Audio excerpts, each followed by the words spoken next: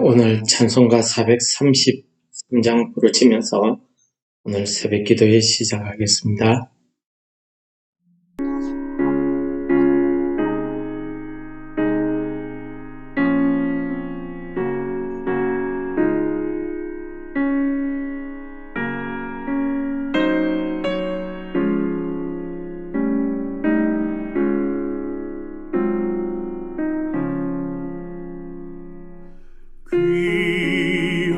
귀하신 주여 날 붙드사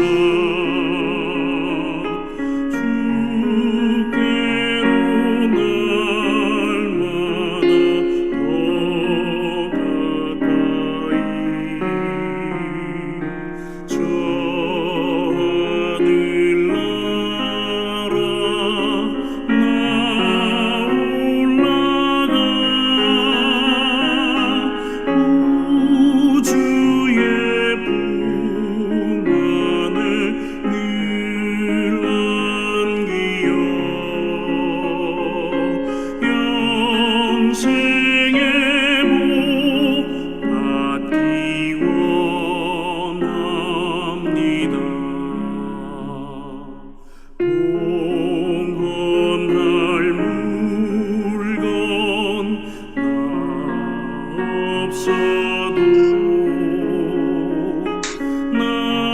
날마다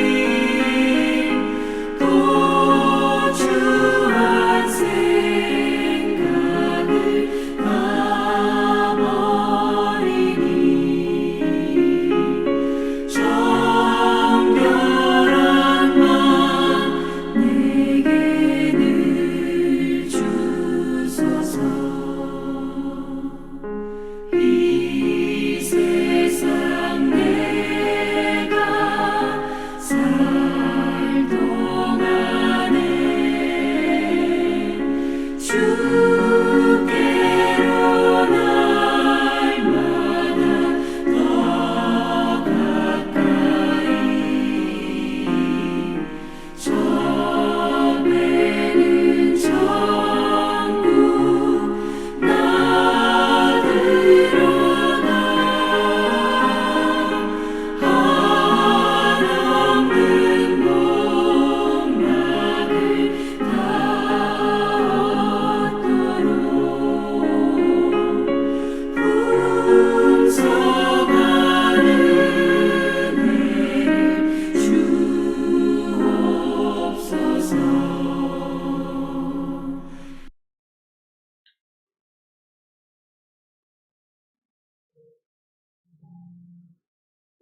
오늘 본문 말씀은 사무엘하 21장 1절에서 9절 말씀을 봉독하도록 하겠습니다. 다윗의 시대에 해를 거듭하여 3년 기근이 있으므로 다윗이 여호와 앞에 간구하며 여호와께서 이르시되 이는 사울과 피를 흘린 그의 집으로 말미암음이니 그가 기브온 사람을 죽였음이니라 하시니라. 기브온 사람은 이스라엘 족속이 아니요 그들은 아모리 사람 중에서 남은 자라. 이스라엘 족속들이 전에 그들에게 맹세하였거늘 사울이 이스라엘과 유다 족속을 위하여 열심히 있으므로 그들을 죽이고자 하였더라. 이에 왕이 기브온 사람을 불러 그들에게 물으니라. 다윗이 그들에게 묻되 내가 너희를 위하여 어떻게 하랴? 내가 어떻게 속죄하여야 너희가 여호와의 기업을 위하여 복을 빌겠느냐 하니 기브온 사람이 그에게 대답하되 사울과 그의 집과 우리 사이의 문제는 은금에 있지 아니하오며 이스라엘 가운데에서 사람을 죽이는 문제도 우리에게 있지 아니하나이다 하니라. 왕이 이르되 너희가 말하는 대로 시행하리라. 그들이 왕께 아뢰되 우리를 학살하였고 또 우리를 멸하여 이스라엘 영토 내에 머물지 못하게 하려고 모해한 사람의 자손 일곱 사람을 우리에게 내주소서. 여호와께서 택하신 사울의 고을 기브아에서 우리가 그들을 여호와 앞에서 목매어 달겠나이다 하니 왕이 이르되 내가 내주리라 하니라. 그러나 다윗과 사울의 아들 요나단 사이에 서로 여호와를 두고 맹세한 것이 있으므로 왕이 사울의 손자 요나단의 아들 모비보셋은 아끼고 왕이 이에 아야의 딸 리스바에게서 난 자 곧 사울의 두 아들 알모니와 모비보셋과 사울의 딸 메랍에게서 난 자 곧 모올라 사람 바르실레의 아들 아드리엘의 5 아들을 붙잡아 그들을 기브온 사람의 손에 넘기니 기브온 사람이 그들을 산 위에서 여호와 앞에 목매어 달매 그들이 7 사람이 동시에 죽으니 죽은 때는 곡식 베는 첫날 곧 보리를 베기 시작한 때더라. 아멘. 오늘 말씀은 다윗 시대에 일어났던 이야기라고 본문이 전하고 있습니다. 다윗 시대에 어떤 일이 있었는가 하는 것을 오늘 본문이 이야기하는데 그것은 기근이었습니다. 안 그래도 이스라엘 사람들이 사는 이 가나안 땅은 거칠고 메마른 광야 땅입니다. 그냥 가만히 있어도 비가 오지 않아서 고통을 받는데 기근이 있었다 하는 것은 거의 사람이 살지 못하는 일이었고 또 예로부터 기근은 하나님께서 이 이스라엘 백성들에게 징계를 하실 때 사용하는 도구 중에 하나였다 하는 것을 우리는 말씀을 통해서 알 수가 있겠습니다.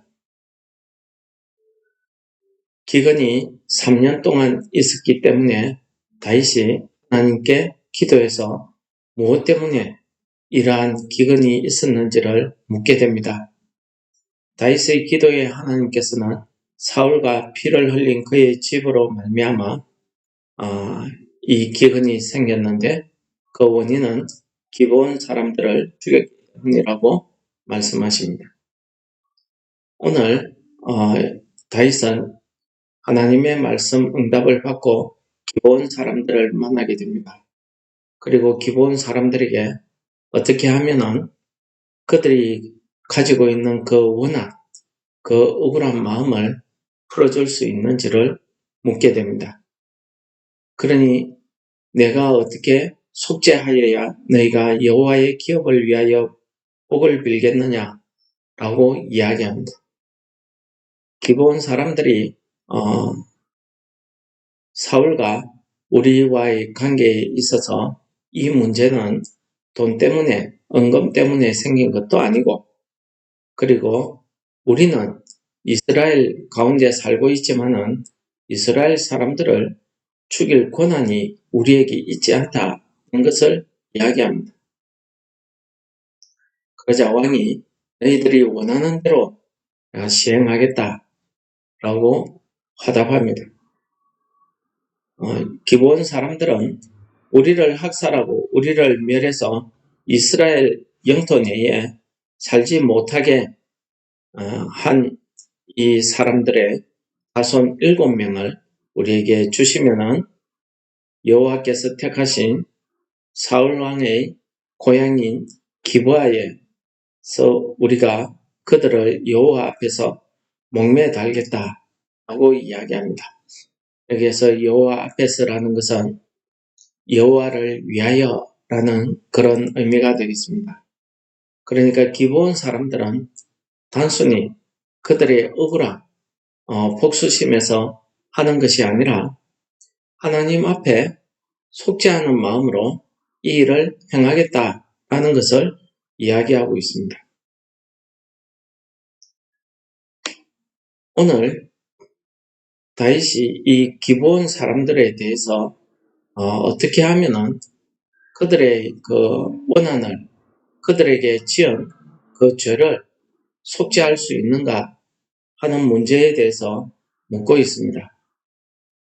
근데 이 기브온 사람에 대한 이 이스라엘의 이 맹세는 우리가 여호수아서 9장에서 나타납니다. 원래 이 기브온 사람은 오늘 본문에 나와 있듯이 아모리 족속의 일부가 되겠습니다. 일적입니다. 말하자면 하나님의 명령대로 하면은 가나안에 있는 7족속 가운데 하나였기 때문에 다 쳐서 멸해서 다 죽여버려야 되는 그런 위치에 있었던 사람입니다. 멸망받고 심판받아야 될 위치에 있던 사람입니다. 그런데 그들이 살기 위해서 여호수아를 속이게 됩니다. 그래서 여호수아와 이스라엘 장로들이 이 기브온 사람들에게 속아서 그들에게 화친의 맹세를 합니다. 우리가 너희들을 해치지 않겠다라는 맹세를 합니다. 그러나 며칠 후, 3일 후에 이 사람들이 아모리 족속의 일족이고 그 가나안 근처에 살고 있다는 것을 알고 나서는 여호수아가 이 사람들을 이스라엘을 위해서 나무 패는 사람, 물 깃는 사람으로 영원히 이스라엘의 종처럼 살게 하겠다라는 그 말대로 이 사람들은 이스라엘 사람들과 같이 살면서 이스라엘 사람들을 위해서 나무를 패고 물 깃는 그런 일을 하던 사람들이었습니다. 그런데 사울 왕이 오늘 본문에서 나와 있듯이 이스라엘과 유다 자손을 위해서라고 이야기합니다. 그러니까 사울 왕은 자기가 왕이 되고 나서 이 백성들을 위해서 이 이스라엘 영토 내에 있는 모든 이민족을 다 진멸하고 몰아내고 이스라엘의 그 가나안 땅 정복 사업을 마무리 지으려고 했습니다. 그는 그러한 열심, 왕으로서 내가 이 이스라엘 땅, 하나님이 주신 이 가나안 땅에 있는 모든 이방 민족들을 몰아내고 하나님이 주시겠다고 약속하신 그 땅을 완전히 회복해서 차지하여서 이 이스라엘 백성들 유다 족속을 위해서 이 일을 해야 되겠다 하는 그 열심에서 일어났던 사건이라고 오늘 본문은 우리에게 가르쳐 줍니다. 우리는 여기에서 이 본문을 통해서 참 하나님께서 무엇을 우리에게 말씀하시는지 깨달아야 되는 그 문제에 봉착합니다. 사울왕의 문제에 대해서 하나님 앞에서 기브온 사람들과의 맹세를 어기고 그들을 침멸했기 때문에 그들을 침멸한 그 죄로 사울왕의 멸망을 받아야 된다. 사울왕의 후손들이 죽어야 된다. 라고 단정 지어버리면 하나님의 말씀을 우리가 본문에 드러난 사건 그대로로 해석하는 그런 오해를 불러일으키게 됩니다. 우리는 오늘 이 문제, 이 사건을 하나님께서 왜 이 아침에 우리에게 들려주시는가를 깊이 묵상해야 될 줄 믿습니다. 하나님께서는 하나님의 백성이 아닌 정말 멸망받고 죽을 수밖에 없는 이 기브온 사람들을 그들에게 구원의 기회를 그들을 이스라엘 족속의 일부분으로 구원받은 백성의 한 부분으로 받아들이도록 하나님께서 허락하신 것입니다. 물론 기본 사람들의 방법이 세상적인 방법이었고 남을 속이는 악한 방법이었습니다. 그런 악한 방법 때문에 그들은 평생 이스라엘 백성들을 위해서 나무를 패고 물을 깃는 이런 종의 생활을, 삶을 살아야 되는 이 징벌을 받았습니다.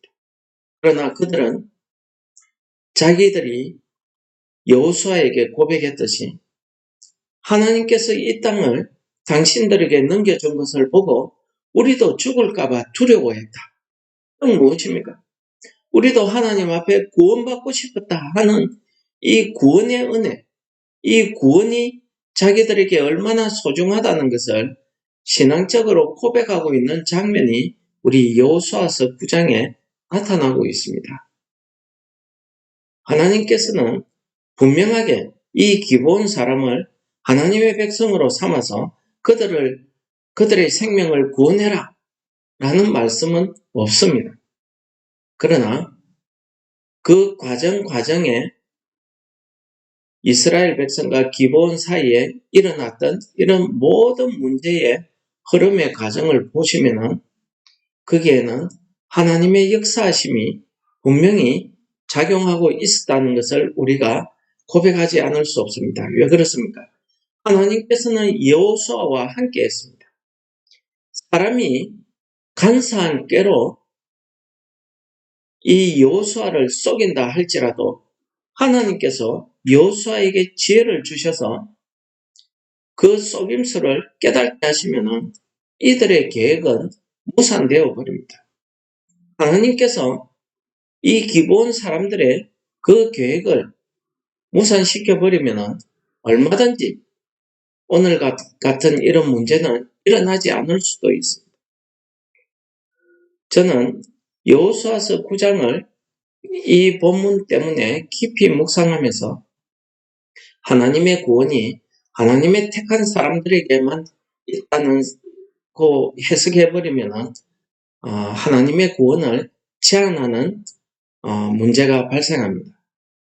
하나님의 구원은 이 택한 이스라엘 민족을 통해서 하나님을 모르는 구원받아야 될 모든 인류를 향해서 하나님의 구원이 무엇이며 어떻게 구원받아야 된다는 것을 이 이스라엘 백성들, 택한 선민들을 통해서 보여주고 있는 것입니다. 구원의 문제를 보여주고 있는 것입니다. 그 구원의 문제, 그걸 이스라엘 백성들을 통해서 보여주었을 때에 거기에 제일 먼저 화답한 족속이 기브온 사람들. 기브온 사람들은 하나님께서 이 가나안 땅을 이스라엘 백성들에게 주셨다는 것도 알았습니다.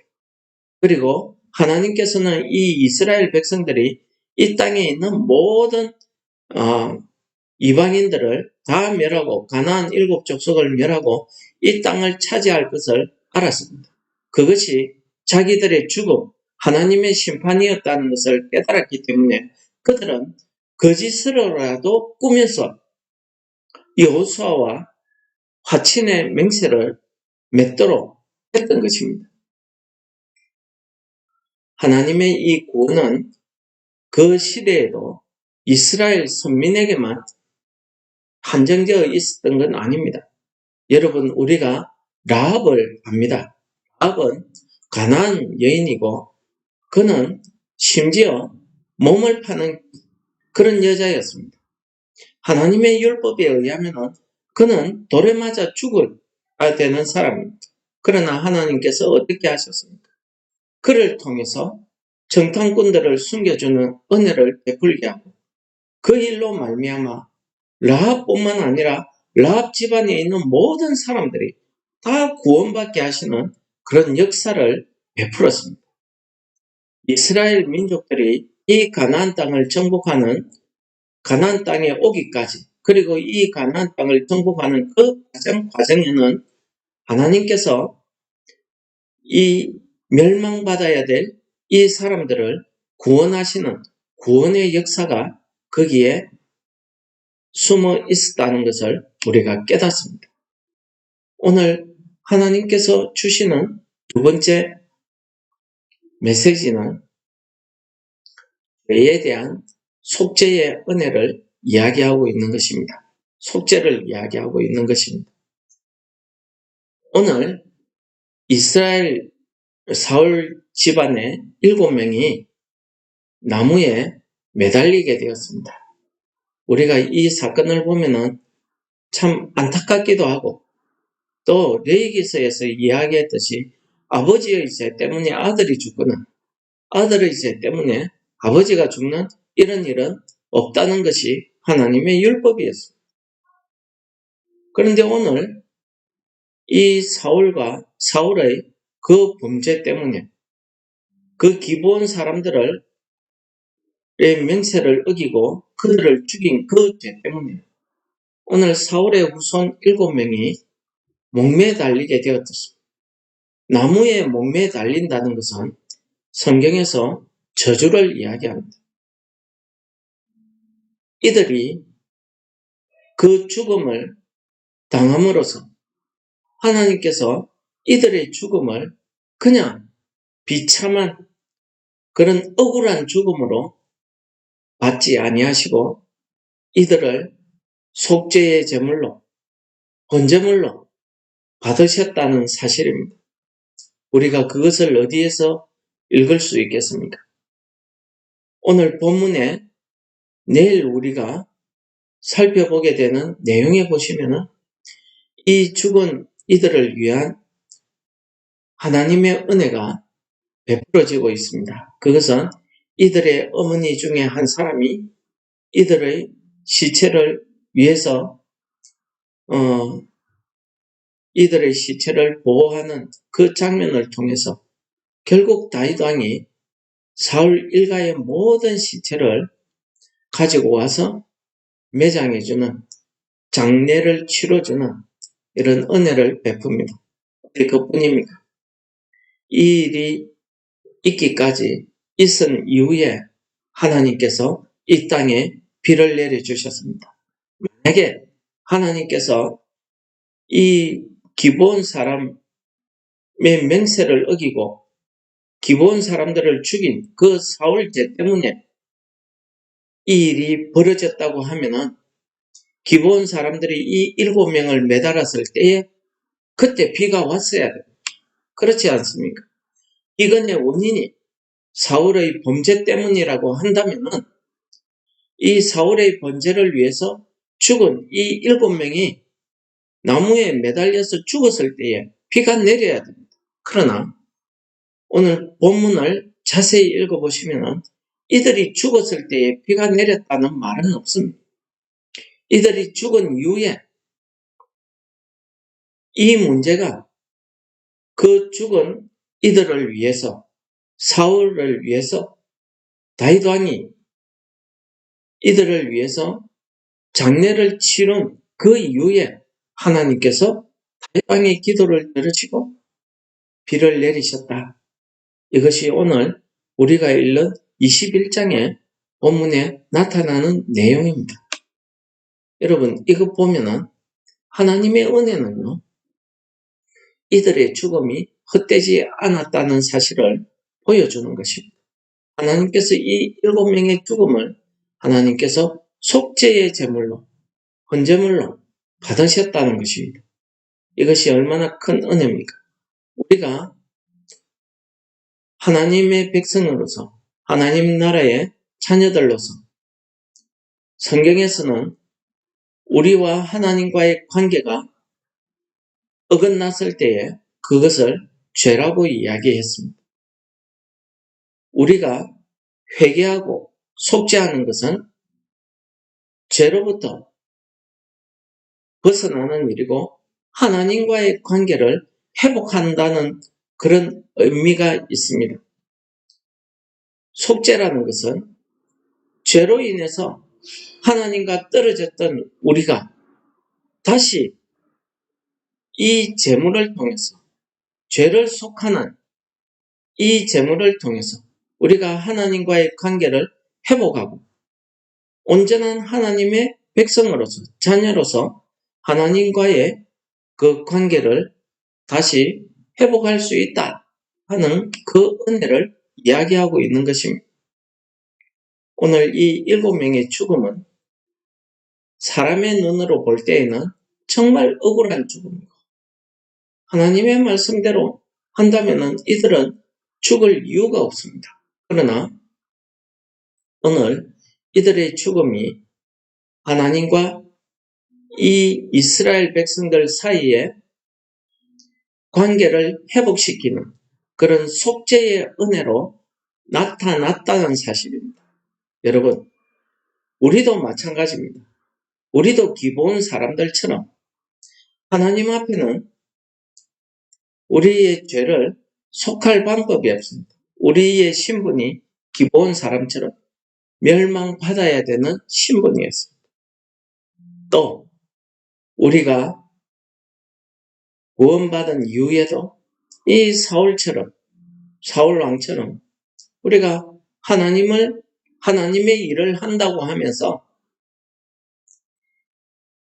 다른 사람을 억울하게 하거나 다른 사람에게 이렇게 원한을 가지게 하는 이런 악한 일을 저지를 때에 그 사람들이 하나님 앞에 어떻게 기도했는지 어떤지는 성경에 나타나 있지 않습니다. 그러나 하나님께서는 분명히 그들의 원한을, 그들의 기도를 들으셨다는 것을 우리는 성경 곳곳에서 알 수 있습니다.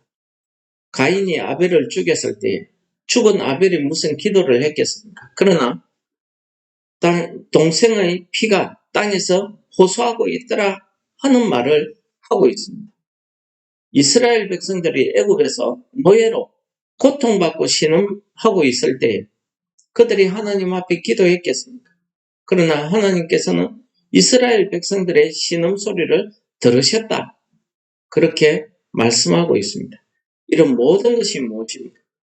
하나님께서 이 땅에 오늘 하루도 내가 하는 모든 일 위에 이 세상의 모든 것을 감찰하고 계시더라는 것입니다. 그러므로 오늘 하루도 우리가 하나님 앞에서 살아가면서 내 죄를 위해서 속죄의 제물로 십자가에 달리신 그 예수 그리스도의 보혈의 피를 믿는 이 믿음으로 이 믿음 하나 때문에 죄로 인해서 죽을 수밖에 없는 사울왕처럼 내가 하나님의 일을 한다고 막 하면서 다른 사람들에게 억울하게 하거나 다른 사람들에게 잘못했던 그런 모든 죄들까지도 하나님께서 감찰하시고 보고 계시더라는 것입니다. 그런데 그런 모든 죄를 예수 그리스도의 십자가의 보혈을 믿는 그 믿음 하나로 하나님께서 우리의 죄를 다 씻어주시고 하나님과의 관계가 회복되어지는 놀라운 은혜를 우리에게 주셨다는 사실을 오늘 본문 말씀이 우리에게 가르쳐 주시는 것입니다. 그러므로 이 말씀은요, 사람과의 약속, 명세를 어기면 안 된다 하는 그런 교훈보다는 이 말씀은 우리가 죄로 죽을 수밖에 없는 우리가 다시 하나님과의 관계가 회복되어지는 것은 우리의 속죄의 은혜가 있어야 된다는 사실을 우리에게 가르쳐 주시는 것입니다. 그런 의미로 오늘 본문 말씀을 읽으면 우리를 위해서 죽으신 십자가에서 저주받던 형태로 우리의 죄를 씻기 위해서 죽으신 예수 그리스도의 그 보혈의 은혜가 얼마나 우리에게 크고 감사한 일인지를 깨닫게 해주시는 말씀이라고 이야기하지 않을 수 없습니다. 그러므로 오늘 하루 종일 우리가 이 땅을 살아갈 때에 나를 위해서 죽으신 예수 그리스도의 그 보혈의 은혜를 생각하면서 나도 이 땅에서 살아가면서 다른 사람들 앞에서 하나님이 보고 계신다는 그 하나님 앞에서의 삶을 감당하시는 성도 여러분들 되시기를 축원합니다. 오늘 이 아침에 우리가 이 세상에 나아가서 생활할 때 내가 하나님 앞에서 살고 있다는, 서 있다는 그 사실을 우리가 깨닫고 우리가 하나님 앞에서 이러한 죄를 범하지 않도록 성령께서 오늘도 우리를 감화감동시키시고 우리 속에 예수님께서 주인이 되셔서 우리를 이끌어 가실 수 있도록 그런 속죄의 은혜가 우리에게 부어지도록 기도해야 될 줄을 믿습니다. 하나님 아버지 감사합니다. 오늘도 말씀을 통해서 우리가 죄로부터 구원받은 이 은혜가 얼마나 큰지를 깨닫게 하심을 감사합니다.